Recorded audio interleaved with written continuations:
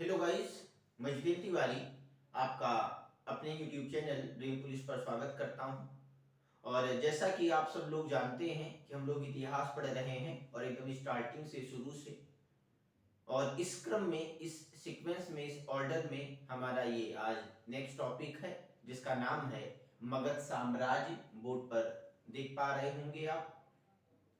इसके पहले मैंने आपको पढ़ाया था, अगर याद हो आपको तो, 16 महाजनपद, 16 महाजनपद के बारे में मैंने आपको उस समय बताया था कि छठी शताब्दी ईसा पूर्व में 6 सेंचुरी बीसी में 16 महाजनपदों का उदय होता है। और उन 16 महाजनपदों में सबसे ताकतवर महाजनपद कौन होता है? मगध साम्राज्य, मगध होता है। मगध आज के बिहार में गंडक नदी के किनारे ये साम्राज्य स्थापित हुआ था। और मगध साम्राज्य से संबंधित जो एक दो इंपॉर्टेंट क्वेश्चंस हमारे एग्जाम में कभी कभार पूछ लिए जाते हैं, आज हम उसको, उन सारे क्वेश्चंस को कर लेंगे, ताकि जो एक दो इंपॉर्टेंट क्वेश्चंस यहाँ से कभी कभार पूछे जाते हैं वो भी हमसे ना छूटे, वो भी हमें याद रहे और पूरी समझ इतिहास की आपको विकसित हो जाएगी। ओके, तो बस बने रहिए हमारे चैनल के साथ। अगर आप नए हैं तो आप चैनल को सब्सक्राइब करिए, वीडियो अच्छी लगे तो लाइक करिए और वीडियो को अपने दोस्त यार में शेयर करिए। कोई डाउट होता है तो कमेंट करिए, मैं उसका आंसर आप तक पहुंचाऊंगा।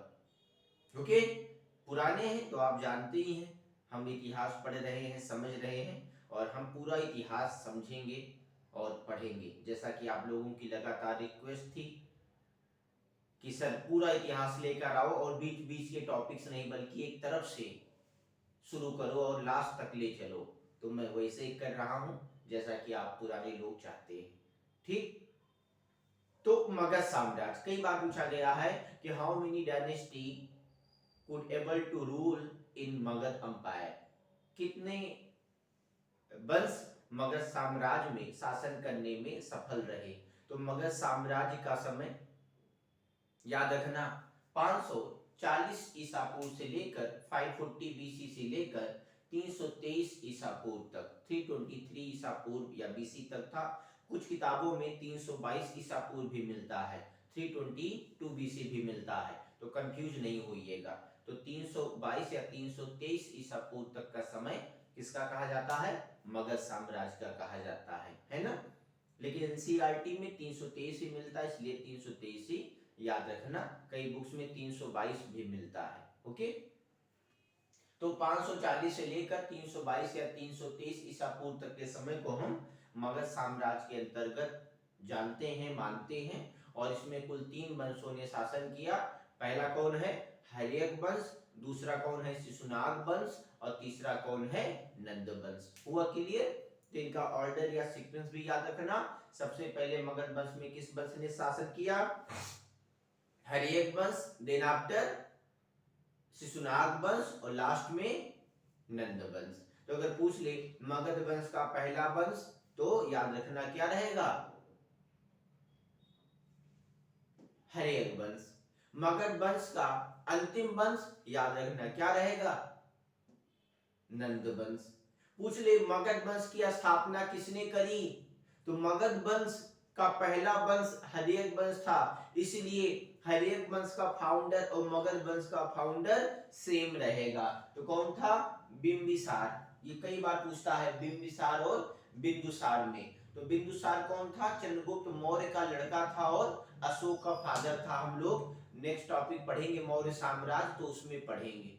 और बिंबिसार कौन है? तो बिंब आता है ना, कपड़ा बर्तन धोने वाला साबुन, बिंबार, तो इसे याद रखना। बिंबार पहले गेस्ट आते तो हम लोग क्या करते हैं, बर्तन वगैरह धुलते हैं ना, उनको नाश्ता पानी देते हैं, तो सबसे पहले बिंबार, फिर हम लोग बिंदु मतलब जो भी फिर आइटम देना है वो देंगे। तो सबसे पहले बिंदु नहीं आएगा, पहले बिंबार आएगा, है ना। बिंबार, बिंदुसार। बिंदुसार मौर्य वंश का राजा है, और बिंबार मतलब बिंबसार मगध वंश का राजा है। तो हर्यक वंश का संस्थापक या फाउंडर कौन था? याद रखना है बिंबिसार। कौन था? बिंबिसार। Who was Bimbisara? तो Bimbisara was founder of Magadh empire, was founder of Haryanka dynasty. क्योंकि हर्यक वंश मगध वंश का पहला वंश था, मगध साम्राज्य का पहला वंश था, इसीलिए जो हर्यक वंश का संस्थापक होगा ओबियसली वो मगध साम्राज्य का भी संस्थापक बोला जाएगा। कई बार पूछा है, सैकड़ों बार ये क्वेश्चन। मगध वंश का संस्थापक बिंबिसार, बिंबिसार, बिंबिसार, याद रखना। आगे हम लोग मौर्य साम्राज्य में पढ़ेंगे बिंदुसार। बिंदुसार जिसने अमित्र घात की उपाधि ली थी। अमित्र मतलब दुश्मन, मित्र मतलब दोस्त, तो दुश्मनों का विनाशक था बिंदुसार। हम लोग मौर्य साम्राज्य में पढ़ेंगे। यहाँ क्या पढ़ना है? बिंबिसार के बारे में। Okay, Bimbisara was the founder of Magadh empire. ठीक, याद रखना है, भूलना नहीं है। अब पूछ ले हर्यक वंश का अंतिम राजा बताओ, तो अंतिम राजा कौन था? नागदासक। कौन था? नागदासक।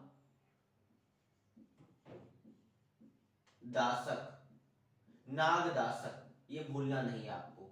नागदासक was the last emperor of Haryanka dynasty. Haryanka वंश का पहला राजा बिंबिसार, हर्यक वंश का अंतिम राजा नागदासक।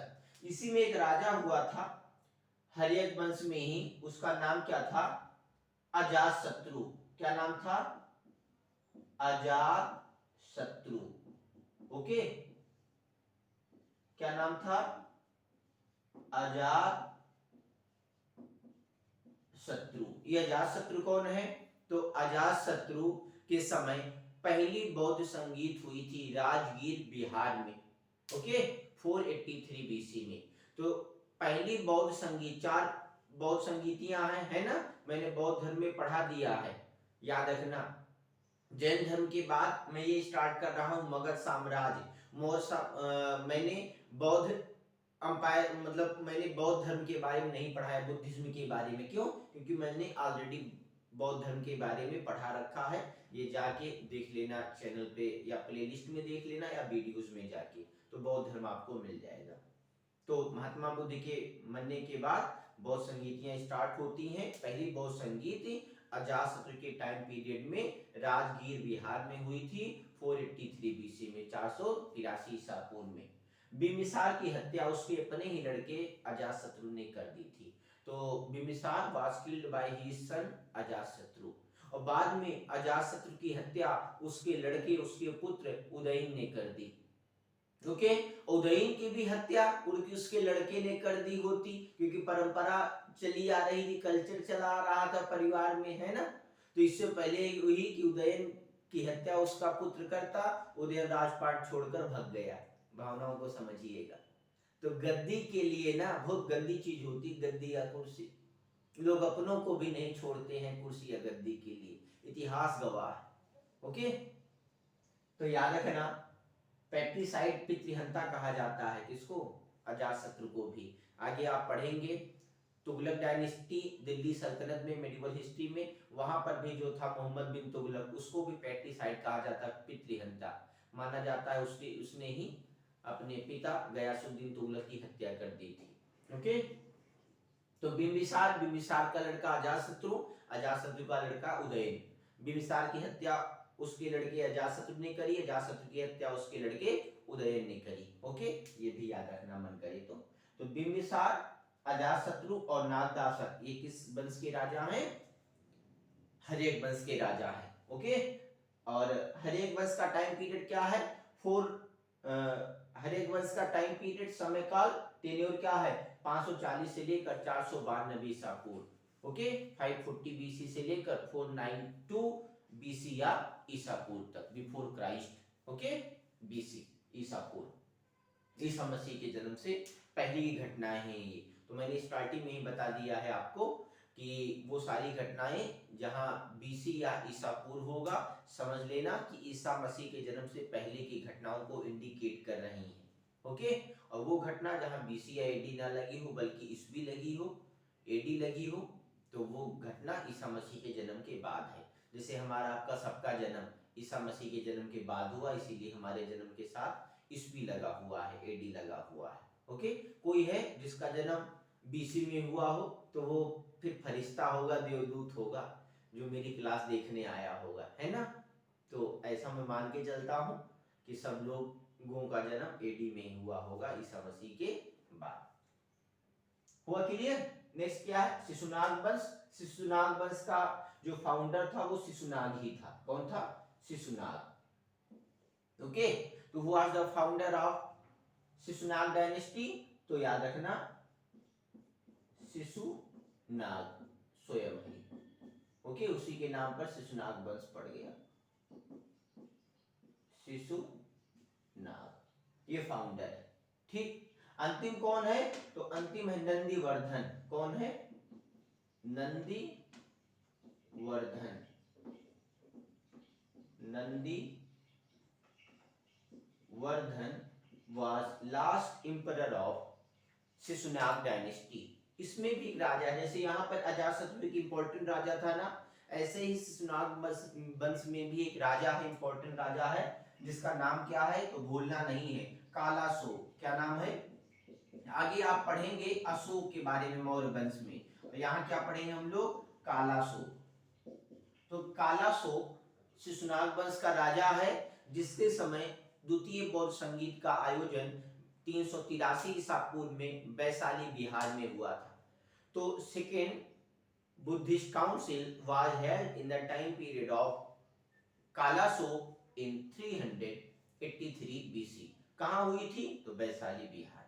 तो 483 में 483 ईसा पूर्व में महात्मा बुद्ध की मृत्यु होती है, और महात्मा बुद्ध जिस वर्ष मरे उसी वर्ष पहली बौद्ध संगीत का आयोजन हुआ। उसके बाद 100 साल माइनस करिए, 100 साल घटाइए, तो फिर याद रखना कब, 383 ईसा पूर्व में। कब, 383 ईसा पूर्व में, याद रखना, भूलना नहीं है, द्वितीय बौद्ध संगीत का आयोजन हुआ था। तो पहली बौद्ध संगीत का आयोजन 483 483 बीसी, और द्वितीय बौद्ध संगीत का आयोजन 383 बीसी, 383 ईसा पूर्व। हुआ क्लियर। तो इसमें कालाशोक इंपॉर्टेंट था, यहाँ अजातशत्रु इंपॉर्टेंट था। अजातशत्रु के समय पहली बौद्ध संगीत का आयोजन हुआ था, और द्वितीय बौद्ध संगीत का आयोजन कालाशोक के समय में हुआ। आगे हम लोग मौर्य वंश पढ़ेंगे, या फिर गुप्त वंश और उत्तर गुप्त वंश पढ़ेंगे, उत्तर मौर्य पढ़ेंगे, वहां हम लोग देखेंगे तृतीय और चौथी बौद्ध संगीत का भी आयोजन होगा। किसके समय में, अशोक और कनिष्क के समय में। तो इतना पॉइंट याद रखना, Nandivardhan was the last emperor of Shishunag dynasty, and first founder of Shishunag dynasty was Shishunag. Next क्या है, नंद वंश। नंद वंश मगध वंश का अंतिम वंश था।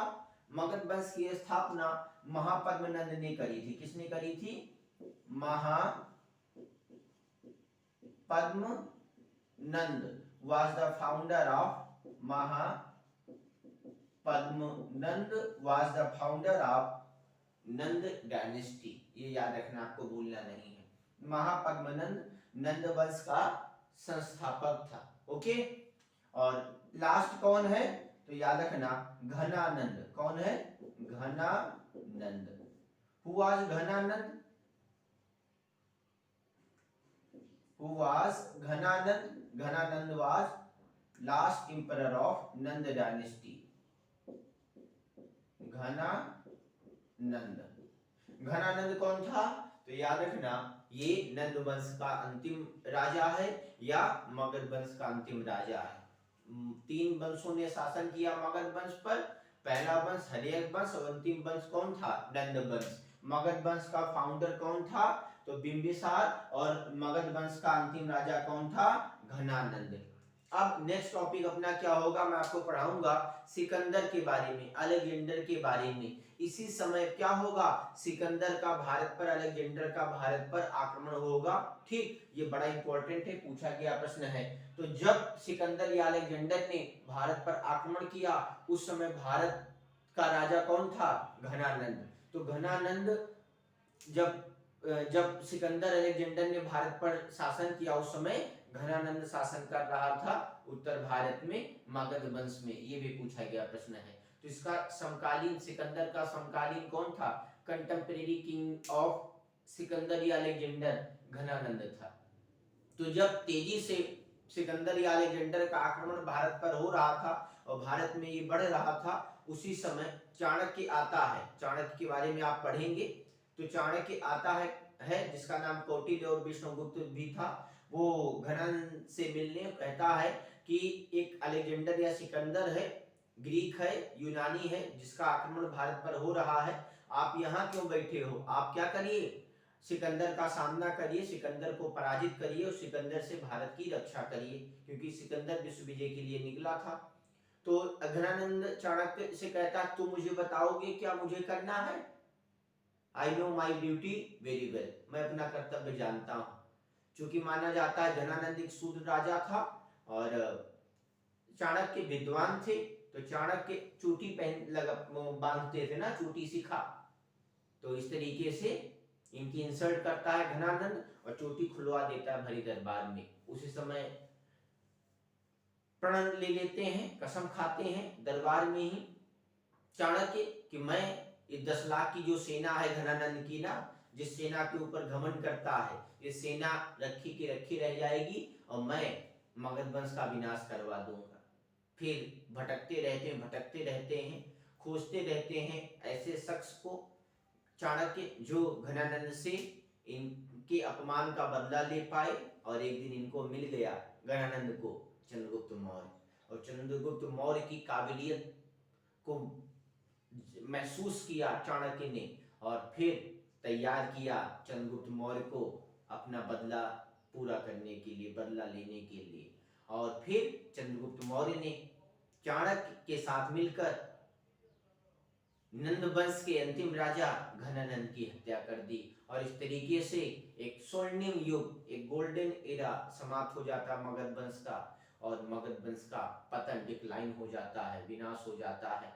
और फिर मगध वंश पर ओवरटेक कर जाता है कौन? मौर्य वंश। ओके, तो मगध वंश के बाद कौन सा वंश आता है? मौर्य वंश। तो हम लोग नेक्स्ट क्लास में पढ़ेंगे चंद्रगुप्त मौर्य, बिंदुसार, अशोक और दूसरे राजाओं के बारे में, लेकिन उसके पहले हम लोग पढ़ेंगे अलेक्जेंडर या सिकंदर के बारे में, ग्रीक इन्वेशन के बारे में, यूनानी आक्रमण के बारे में। ओके, इस तरीके से पूरा कॉन्सेप्ट हमारे माइंड में सेट होता जाएगा।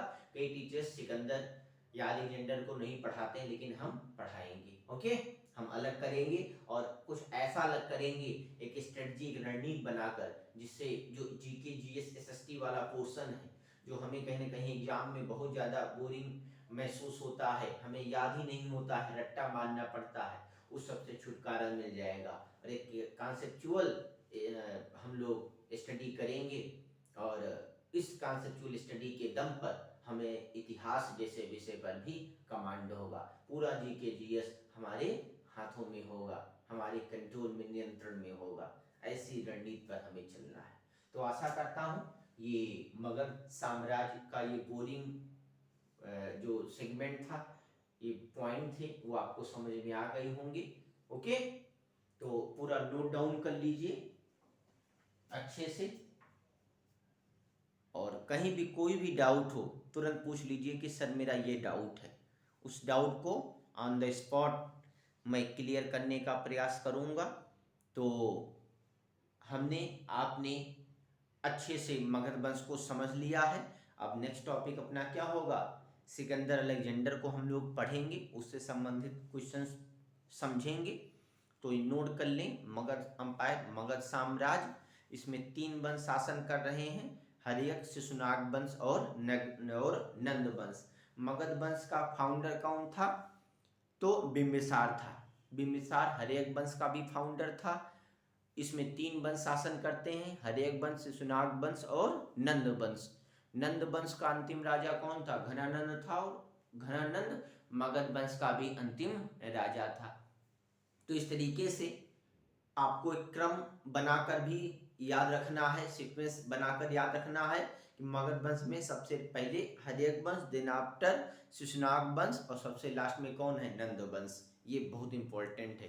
कभी कभी ना क्रम हटा देगा और क्रम हटा के आपसे क्वेश्चंस पूछेगा, तब भी उस लेवल पर आप पहुंच जाइए कि किसी भी प्रकार का क्रम या ऑर्डर छेड़छाड़ करे एग्जाम में तो आपको इतना याद हो और आप अपने ऑप्शन को विद इन सेकेंड टिक कर पाएँ। तो आज के लिए इतना ही।